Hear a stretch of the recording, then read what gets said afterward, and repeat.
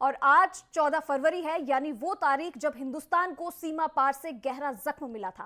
कायराना हमले में भारत के 40 वीर जवानों को कुर्बानी देनी पड़ी थी, लेकिन हिंदुस्तान की आन बान और शान पर हुए इस हमले के लिए पाकिस्तान को बड़ी कीमत चुकानी पड़ी। भारत की सेना ने पाकिस्तान में ऐसा प्रहार किया जिससे पाकिस्तान की रूह कांप उठी। आज भी पाकिस्तान भारत में आतंकी साजिश रचने से पहले 100 बार सोचता है, क्योंकि उसे नए भारत की ताकत का अंदाजा है।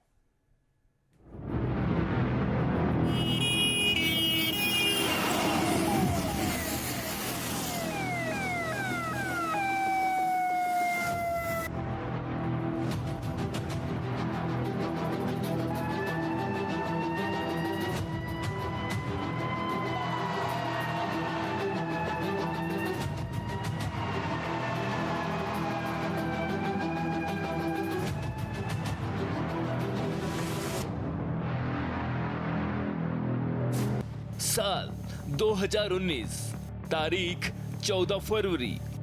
सीआरपीएफ के जवानों का काफिला जम्मू कश्मीर हाईवे से गुजर रहा था। तभी कुछ ऐसा होता है जिससे भारत समेत पूरा विश्व सन्न रह जाता है। अवंतीपोरा की सड़क पर जोरदार धमाका होता है और सीआरपीएफ के काफिले में चल रही गाड़ियों के परखच्चे उड़ जाते हैं। दोपहर का समय था। 300 किलो विस्फोटक से लदी एक कार ने सीआरपीएफ के काफिले में चल रही कुछ गाड़ियों को निशाना बना दिया। इस आत्मघाती हमले में सीआरपीएफ के काफिले को निशाना बनाया जा चुका था। आत्मघाती आतंकी हमले में कुल 40 जवानों की शहादत हो गई थी और इस साजिश के सीधे तार पाकिस्तान से जुड़े। पाकिस्तान की तब की इमरान सरकार की शह पाकर सीमा पार से जैश-ए मोहम्मद ने इस कायराने हमले को करवाया था। इमरान की गोद में बैठकर मोस्ट वांटेड आतंकी मसूद अजहर का यह कारनामा था। इस घटना को आत्मघाती हमलावर आदिल अहमद डार ने अंजाम दिया था। हमले की योजना के पीछे सज्जाद भट्ट, मुदसिर अहमद खान भी शामिल थे, जिन्हें भारतीय सेना ने ढूंढकर मौत के घाट उतार डाला। एक साथ 40 जवानों को खो देना हिंदुस्तान की आत्मा पर बड़ी चोट कर गया। पूरे देश में जहां वीर सपूतों की शहादत का गम था, भावनाएं उबाल मार रही थी। पूरे देश में गुस्से की लहर थी।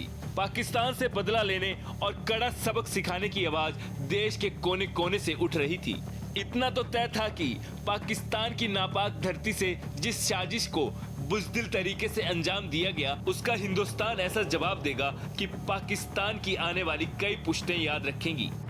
क्योंकि उसकी झलक साल 2016 में ही दिख गई थी, जब भारतीय सेना ने उरी हमले का बदला सीमा पार में घुसकर लिया था और आतंकियों के टेरर कैंपों को शमशान में तब्दील किया था। पुलवामा हमले के बाद देश काफी आहत था। आतंकियों ने अपने बुज़दिली के निशान तो छोड़ दिए थे, लेकिन इस बड़े हमले से आतंकियों ने खुद ही अपनी कब्र खोद ली थी। पाकिस्तान को पुलवामा हमले के बाद अपने अस्तित्व पर सबसे बड़ा खतरा मंडराता हुआ दिखाई दिया। हिंदुस्तान को छेड़कर पाकिस्तान ने खुद के लिए परेशानियां खड़ी कर ली थी। पूरा पाकिस्तान खौफजदा था।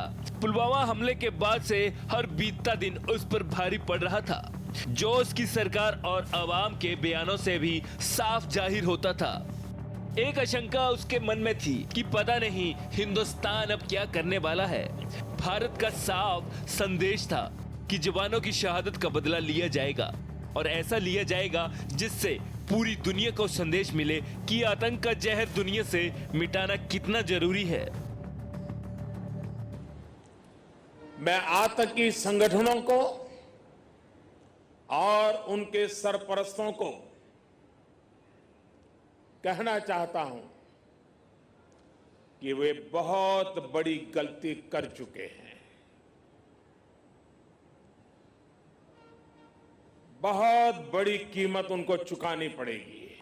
मैं देश को भरोसा देता हूं कि हमले के पीछे जो ताकतें हैं, इस हमले के जो भी गुनहगार हैं, उन्हें उनके किए की सजा अवश्य मिलेगी। पाकिस्तान को इसकी भाषा में जवाब देने का वक्त आ चुका था। भारत सरकार और सेना पूरी प्लानिंग से अपना काम कर रही थी। ये तय था कि हिंदुस्तान की सेना आतंकिस्तान पर बड़ी चोट करेगी। पुलवामा हमले के बाद आखिर वो दिन आया जब हिंदुस्तान के पराक्रम को देखकर पाकिस्तान के पसीने छूट गए। 12 दिन बाद 26 फरवरी को हिंदुस्तान से पाकिस्तान पर ऐसी चढ़ाई हुई जिससे उसका मुल्क भी कांप उठा। वो 26 फरवरी की रात पाकिस्तान पर बहुत भारी पड़ी। भारतीय वायुसेना के वीर आतंकी अजहर मसूद के संगठन जैश पर टूट पड़े और आतंक पर ऐसा करारा प्रहार किया कि आज भी आतंकियों के सपने में वो खौफ नजर आता है। पीओके समेत बालाकोट में इंडियन एयरफोर्स ने ऐसा कहर मचाया कि पाकिस्तान के आसमान से मौत बरसने लगी।